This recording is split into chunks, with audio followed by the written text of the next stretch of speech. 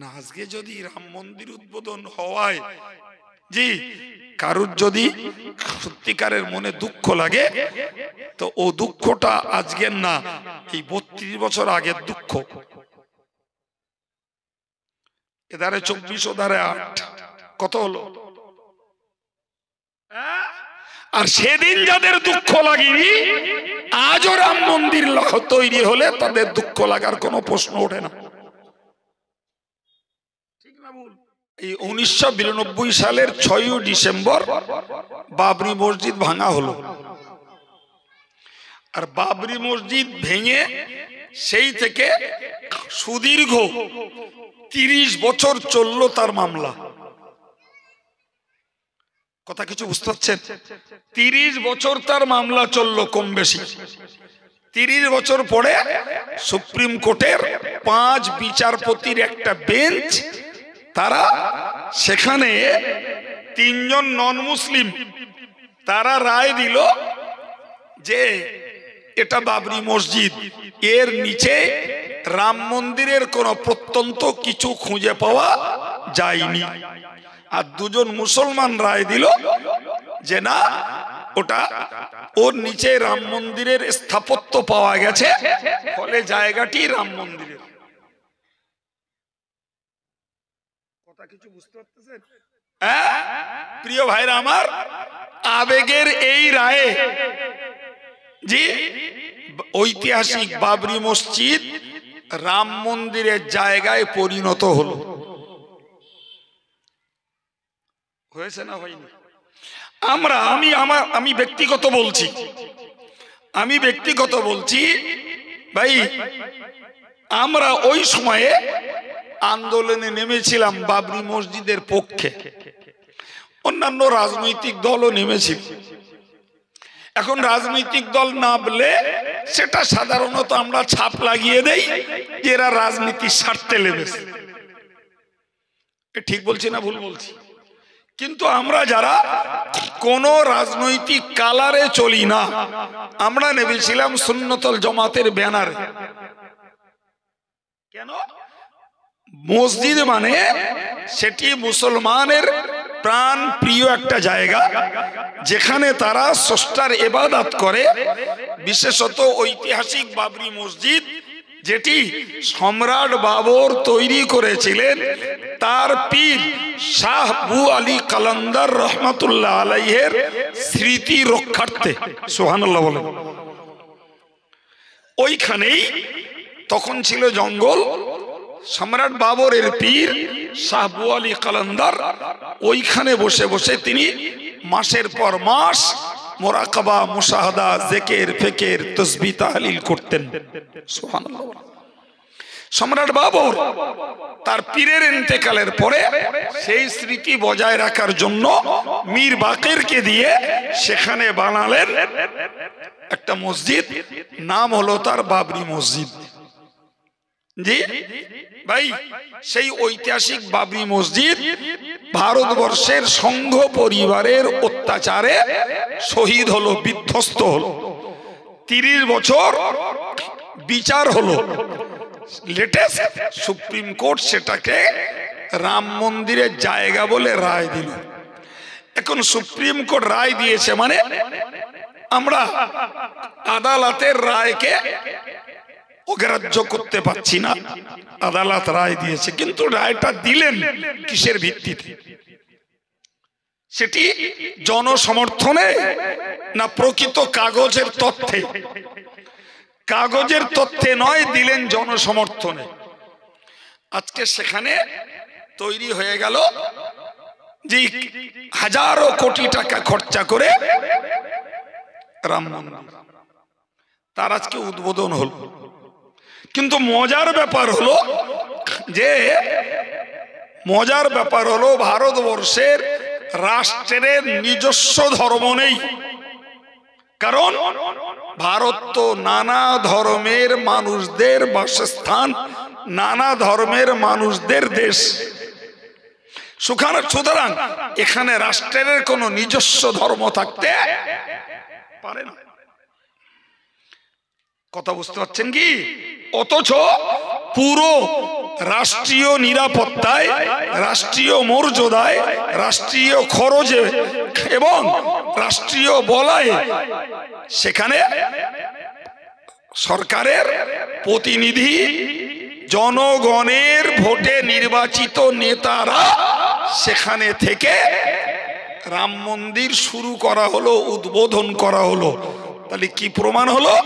প্রমাণ হলো এটাই যে সরকার যদিও সব ধর্মের লোকেদের নির্বাচিত সরকার, কিন্তু সরকার ব্যক্তিগত যে ধর্ম পালন করে, রাম মন্দিরটা সরকারের জায়গায় বসে তার ব্যক্তিগত ধর্মের পরিষেবাটাই সে প্রতিষ্ঠিত করলো। ঠিক কিনা বলেন?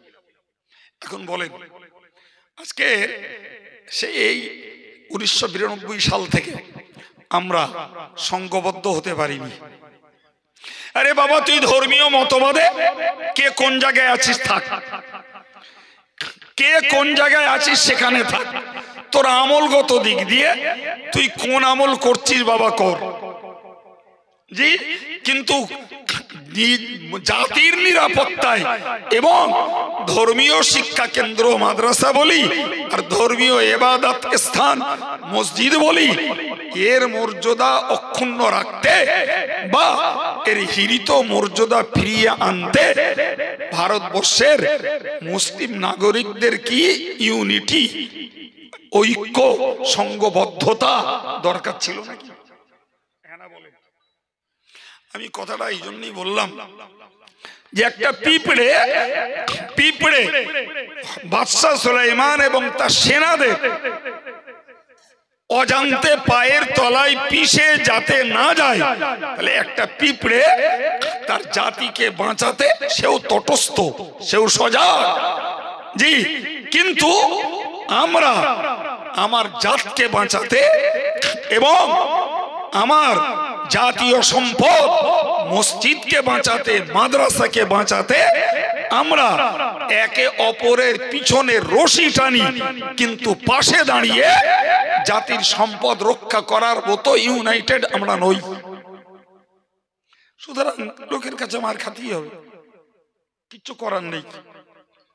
ঠিক পাশাপাশি এটাকেও বলতে হবে যে ওই রানী পিপিলিকা অন্য পিপিলিকা গুলোকে সাবধান করলো, তারা সুর করে চালার মধ্যে ঢুকে গেল। সুবহানাল্লাহ বলো। তাহলে বোঝা গেল তারা বলো তাদের নেত্রীর কথা মেনেছে, ঠিক কিনা? আমাদের অন্য আরেকটা দোষ হলো আমরা নেতৃত্ব করতে পারি না, কিন্তু যদি কেউ নেতৃত্ব করে আমরা অবনত মস্তকে ঘাড়টা নুইয়ে দিয়ে নেতৃত্ব মানার মানুষও সবাই নই। এও আমাদের আর এক মাইনাস পয়েন্ট। ফলে কেউ নেতৃত্ব দেবে, আমি দিতে পারি না, যিনি দিয়েছেন তার নেতৃত্বটাকে মেনে নিয়ে আমি অন্তত পক্ষে তার সঙ্গে সহমত পোষণ করব, এই মানসিকতাটাও নেই। যার ফলে অবাক কাণ্ড, আজকের 31-32 বছর ধরে নাটক চলতে চলতে চলতে চলতে সেখানে একটা ঐতিহাসিক প্রেক্ষাপট তৈরি হয়ে গেল। ভাই, সারা ভারতবর্ষের কোটি কোটি মুসলমানদের জন্য এটি হলো রীতিমতো একটি ইতিহাসকে কবর দিয়ে আরেকটি নতুন ইতিহাসের সূচনা। এর মানে হলো গোটা ভারতবর্ষের ধর্মপরায়ণ মুসলমানদের বুকে শেল মারা হলো, মুসলমানদের বুকে পাথর চাপিয়ে দেওয়া হলো। মুসলমানদের কালো দিন একটা ছিল 1992 সালের 6 ডিসেম্বর, নতুন আর একটা কালো দিনের অধ্যায় সূচিত হলো 2024 সালের 21 জানুয়ারি 22 জানুয়ারি, আর একটা কালো দিন। এবং মনে রাখবেন, এই কালো দিনের ভিত তৈরি হয়েছে, সামনের দিন আরো ভয়ঙ্কর, অনেক ভয়ঙ্কর। বাবরি মসজিদ জায়গায় রাম মন্দির তৈরি করে জি হিন্দু ভাইদের ধর্মীয় আবেগে উদ্দীপনার উৎসাহ যোগানো হয়নি, বরং এক পেশে করে ভারতবর্ষটাকে হিন্দুত্বের কলমে চালানোর ভিত দেওয়া হয়েছে। মুসলমানদের এই চেতনা নেই, আর এই চেতনা দিতে গেলে আর এক দল বলবে এরাই সাম্প্রদায়িক বাঁধাবে। কি বলছে বুঝতে পারেননি? এরাই সাম্প্রদায়িক বাঁধাবে, এ কালো স্ট্যাম্প লাগিয়েই দেবে। অতএব বাবা দরকার নেই, তোরা যখন উদার সব সম্প্রদায়ের গলায় গলায় মিশে চল, আমরা আমাদের তলপিতল বা গুটিয়ে বাড়ি যাই। আমি বলে এটা বানিয়ে বলিনি, বলো নিজে কানে শুনে বলছি, নিজে কানে শুনে বলছি। আমার জাতি আমারকে বলেছে, বলে এরা সাম্প্রদায়িক বাঁধাবে বলে লেগেছে। বাবরি মসজিদ ভেঙে দিয়েছে, শহীদ হয়ে গেছে, ওটা সাম্প্রদায়িক হয়নি। আমরা বাবরি মসজিদ পুনরুদ্ধারে সংগ্রামে লেগেছি, আন্দোলনে নেমেছি, এইটা হলো সাম্প্রদায়িক। এটাই মাথা মোটা একদল মুসলমানের বক্তব্য। ফলে আমি নিজে যখন বাঁচতে চাই না, পরকেও বাঁচানোর স্বপ্ন দেখতে পারি না, আমি মানুষ হিসেবে যখন বাঁচতে চাই না, আমার ধর্মীয় প্রাণ কেন্দ্র থাকার যাক ও নিয়েও মাথার যন্ত্রণা হবে না। নাউজুবিল্লাহ। প্রিয় ভাই, বাকিটুকু ছাড়তে হবে আল্লাহর উপরে। ভাই, যে আল্লাহ কাবার দুশ্মন আব্রাহার সেনাদলকে ভক্ষিত ভুসি বানিয়ে দিলেন, এরা যখন বাবরি মসজিদ ভেঙেছিল আল্লাহ দেখেননি? বাবরি মসজিদের গম্বুজের মাথায় উঠে গাঁইতা মারছে, সারা বিশ্ব দেখলো। আমার আল্লাহ দেখেছেন? আল্লাহ তাদেরকে ইচ্ছা করলে খুব সহজেই ওইখানেই শ্মশান বানিয়ে দিতে পারতেন না? পারতেন না? দেননি। জি, রহস্য কি? যখন কাবা ধ্বংসের হাত থেকে আল্লাহ রক্ষা করেছে, কাবার পক্ষে কথা বলার কেউ ছিল না। এমনকি আব্রাহার লোকেরা প্রতিমধ্যে আস্তে আস্তে রাসূলের দাদা আব্দুল মুত্তালিবের 200 উট তারা কি বলা যায় কেড়ে নিয়ে এসেছিল, ছিনতাই করে এনেছিল। আব্দুল মুত্তালিবের রাখালেরা উট চড়াচ্ছিল, আব্রাহার লোকেরা উটগুলো সব ছিনিয়ে নিল। তো রাখালগুলো আব্দুল মুত্তালিবকে যেয়ে বলল, এরকম একটা সেনাবাহিনী এসছে, তো তারা আমাদের কাছ থেকে আপনার সেই উটগুলো সব ছিনিয়ে নিয়েছে। কি আরো পশু ছাগল থাকতে পারে, ছিনিয়ে নিয়েছে। তো আব্দুল মুত্তালিব গেলেন, গিয়ে বললেন, আব্রাহা, তোমার এই লোকেরা আমার এই পশুগুলো ছিনিয়ে নিয়ে এসছে, ওইগুলো দিয়ে দিতে বলো। তো আব্রাহা একদম সুবোধ ছেলের মতো কথা শুনল, শুনে ওই সেনাদলকে বলে দিল, এই আব্রাহার যে পশু তোমরা ছিনতাই করেছো সবগুলো ছেড়ে দাও। এরপরে আব্রাহা আব্দুল মুত্তালিবকে বলল, আব্দুল মুত্তালিব, তুমি তো তোমার উট ছাড়িয়ে নিতে এলে, কিন্তু আমি কি জন্য এসেছি তুমি জানো? তোলে কি জন্য? তো বলছে, আমি এসেছি কাবা ভাঙার জন্য। তা তুমি তো কাবার মোতাবাল্লি, তুমি কিছু বলবে না? এক কথায় আব্দুল মুত্তালিব বললেন, আমি উটের মালিক, আমি উট উদ্ধার করতে এসেছি, কাবার মালিক আমি নই। কাবার মালিক যিনি, তিনি তার কাবা যথারীতি রক্ষা করবেন। আব্রাহা বলো, আব্দুল মুত্তালিবের এই কথার গভীরতা, নিগূঢ় তত্ত্ব, রহস্য বুঝিনি বলো। আব্রাহা ওজন বলল, হে আব্দুল মুত্তালিব, তুমি যদি একটা বার বলতে যে কাবা ধ্বংস না করে চলে যাওয়ার জন্য তোমার ওই কপালে যে নূর চমকাচ্ছে, ওর মর্যাদার খাতিরে আমি কাবাকে ধ্বংস না করে চলে যেতাম। আব্দুল মুত্তালিব বললেন, তা আমি বলবো না। আমার শুধু মাথার চিন্তা এটাই যে যখন কাবার পক্ষে কথা বলার কেউ ছিল না, তখন আল্লাহ পাক ঝাঁক ঝাঁক পাখি পাঠিয়ে দিয়ে কাবাকে রক্ষা করলেন এবং কাবার দুশমন, কাবার বেইজ্জতের স্বপ্ন পরিকল্পনাকারী আব্রাহা আর তার সেনাদলকে বিধ্বস্ত করে দিলেন। দুঃখ, ভারতবর্ষে যখন 30 কোটি মুসলমান বাস করে, 30 কোটি মুসলমানের ভারতবর্ষে আল্লাহ পাকের ইবাদত গৃহ মসজিদ ধ্বংস হচ্ছে, আল্লাহ পাকের পক্ষ থেকে কোন অলৌকিক শাস্তিও প্রকাশ্য তাদের উপরে হয়নি। আর ভারতবর্ষে 30 কোটি মুসলমান তাদের প্রাণ প্রিয় আল্লাহর প্রেমের ইবাদতখানা মসজিদকে রক্ষা করতেও তারা সংঘবদ্ধ ঝাঁপিয়েও পড়েনি। কথা বুঝতে পারছেন কি? জি, এটাই তো আল্লাহর পরীক্ষা।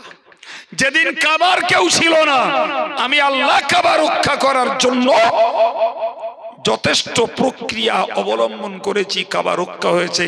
আজকে যখন মসজিদের পক্ষে কোটি কোটি মানুষ, সেই মসজিদের পক্ষে তোমরা তোমাদের ইমানি ইসলামী কি দায়িত্ব পালন করলে না? আজকে যদি রাম মন্দির উদ্বোধন হওয়ায় জি কারুর যদি সত্যিকারের মনে দুঃখ লাগে, তো ও দুঃখটা আজকের না, এই 32 বছর আগের দুঃখ। এধারে 24, ওধারে 8, কত হলো? আর সেদিন যাদের দুঃখ লাগেনি, আজও রাম মন্দির তৈরি হলে তাদের দুঃখ লাগার কোনো প্রশ্ন ওঠে না। ঠিক না ভুল?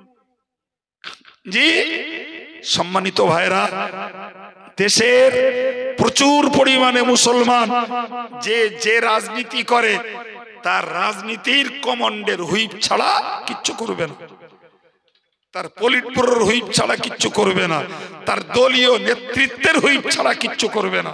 ফলে তোমার মতো আমার মতো গুটি কত দাড়িওয়ালা মুসলমান, টুপিওয়ালা, মসজিদ প্রেমিক, আল্লাহ প্রেমিক, নবী প্রেমিক দলমত সব ভুলেও যেয়ে যদি যার দলে তুই থাক ভাই, চল বাবরি মসজিদের জন্য আমরা অন্তত ইমানি দায়িত্বটা পালন করে আসি, যদিও হই তো হবে কারা?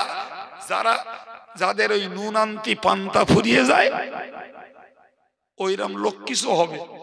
বাকি যাদের পেট মোটা আছে, মাথায় ঘেনু আছে, পকেট গরম আছে, কলমের জোর আছে, পদের জোর আছে, এদের কারুর খুঁজে পাওয়া যাবে না। অল ইন্ডিয়া সুন্নাতুল জামাত এ পর্যন্ত হাড়ে হাড়ে উপলব্ধি করেছে।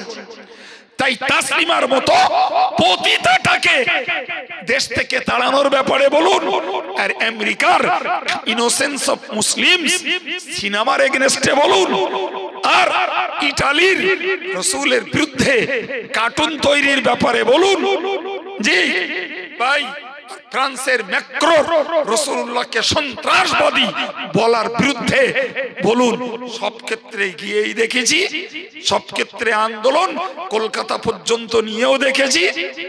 ওইরকম লোকগুলোর বেশি পাওয়া যায়, যাদের পদ আছে, কলমের খোঁচা আছে, পকেটে টাকার গরম আছে, জি রাজনীতির সঙ্গে গভীর যোগসাজশ আছে। তারা শুধু জায়গায় বসে মজা দেখেছে আর মনে মনে করছে এই দাড়িওয়ালা টুপিওয়ালা মৌলবি কড়া এরগা কড়ার ব্রেন ঠিক নেই।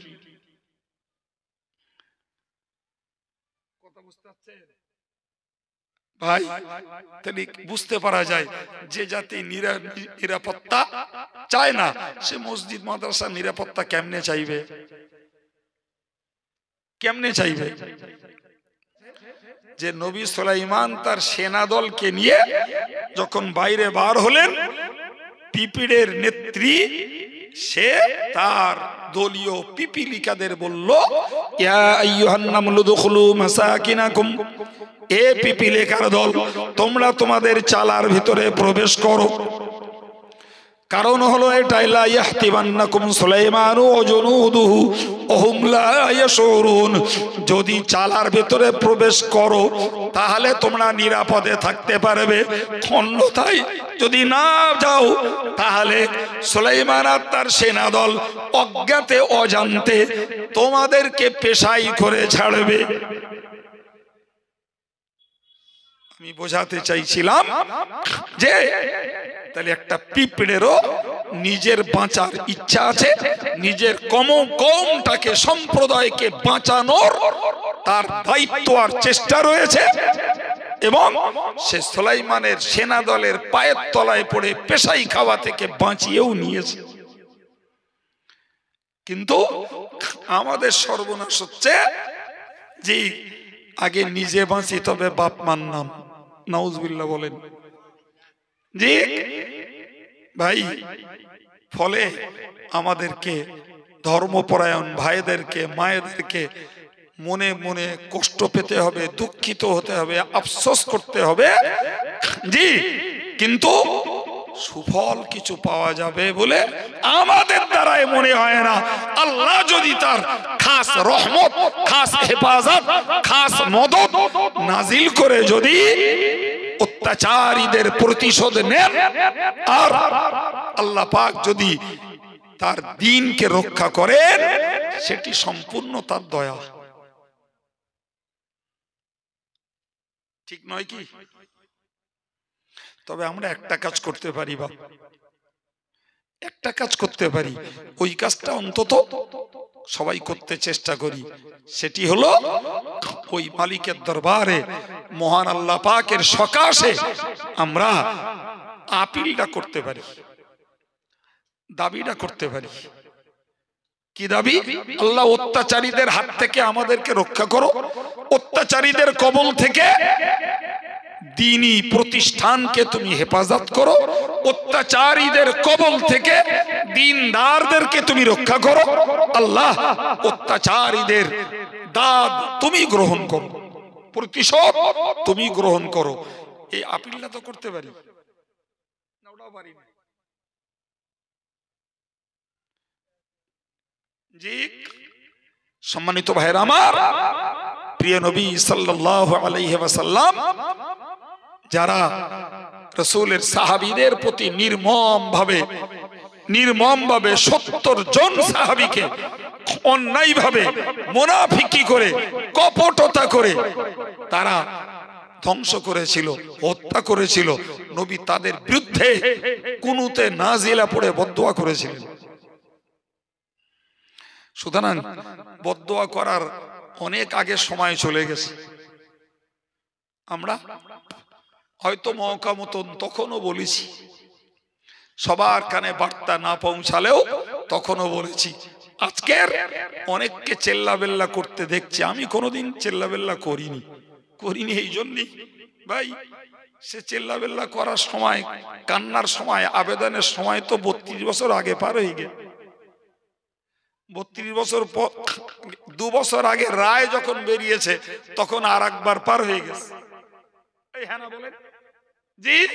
আজকের সেখানে জি রামের খুঁজে পেয়েছে, তাই রামের মন্দির তৈরি হয়েছে, তাও রাষ্ট্রীয় ব্যবস্থাপনায়। এটাও দুঃখজনক, কারণ আমি আগেই বলেছি ভারতবর্ষের রাষ্ট্র কোনো ধর্ম নেই, অথচ সম্পূর্ণ স্বেচ্ছাচারিতা করে রাষ্ট্রীয় পরিষেবা, রাষ্ট্রীয় ব্যবস্থাপনা, রাষ্ট্রীয় নিরাপত্তার ভিতর দিয়ে জি এবং রাষ্ট্রীয় অ্যারেঞ্জমেন্ট করে রাম মন্দির উদ্বোধন করা হলো জি।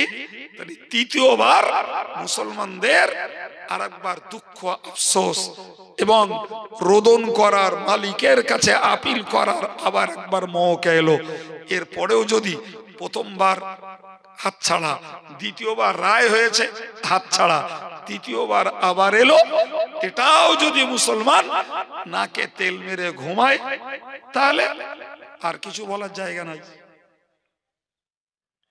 সম্মানিত ভাইরা আমার, কোরআন আপনারা শুনে থাকবেন, মনে থাকতে পারে খুব শুনে থাকবেন, আমার প্রিয় নবী সাল্লাল্লাহু আলাইহি ওয়াসাল্লামের ভূমিষ্ঠের আগে আবরাহা বাদশা কাবা ধ্বংস করার জন্য হাতির পিঠে চড়ে সেনা নিয়ে এসেছিল। কি নিয়ে? হাতির পিঠে চড়ে। এর ব্যাকগ্রাউন্ড হলো এটাই, আবরাহা হলো ইয়ামানের বাদশা, তার রাজধানীটার নাম হলো সনা। আবরাহা চিন্তা করেছিল সারা পৃথিবীর মানুষকে দেখতে ভাই তারা কাবা মুখ, হজ করতে কাবায় যায়, এই সুবাদে মক্কার মানুষেরা তারা তাদের সম্মান যেমন বাড়িয়ে নেয়, পাশাপাশি বিদেশি হাজিদের কাছে ব্যবসা বাণিজ্য করে তারা প্রচুর পরিমাণ অর্থেরও মালিক হয়ে যায়। শুরু হলো আবরাহার ভিতরে একটা সহিংসতার মানসিকতা। ও চিন্তা করলো এই মানুষের মোটিভটাকে চেঞ্জ করতে হবে, মানুষগুলোকে এই কাবা থেকে বিমুখ করা লাগবে। তো তখন চিন্তা করলো যদি মানুষকে আমি কাবা থেকে বিমুখ করতে চাই তাহলে আমাকে আর একটা কাবা আমাকে মানুষকে উপহার দেওয়া লাগবে। ও এজ ইট ইজ মক্কার কাবার মতো একটা কাবা বানালো ইয়ামানের রাজধানী সনাআ প্রদেশে, একদম এজ ইট ইজ ওই চিত্রের একটা কাবা বানালো। বানিয়ে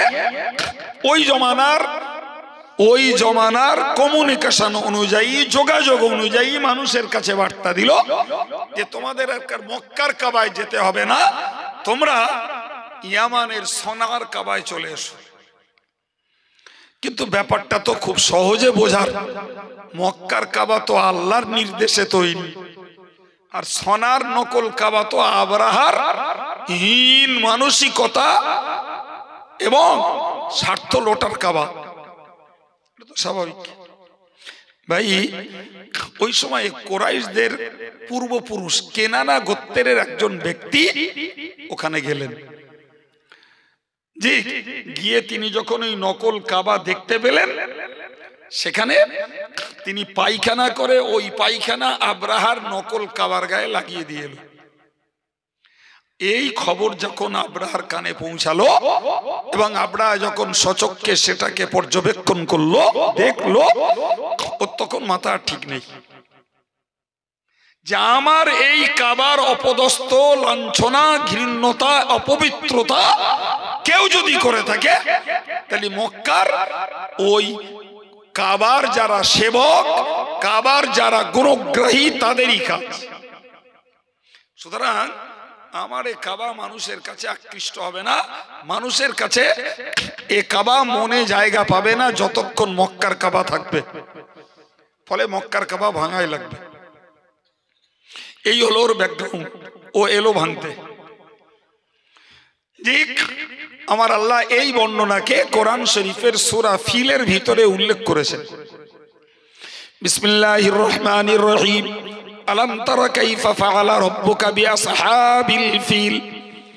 আমার আল্লাহ আমার নবীকে বললেন আলাম তারা, ওগো নবী তুমি কি জানো না, তুমি কি জানো নি কাইফা ফাআলা রাব্বুকা বিআসহাবিল ফিল, আমার আল্লাহ তোমার রব আবরাহা বাদশার হাতি বাহিনীর সঙ্গে কি আচরণটা করেছিলেন।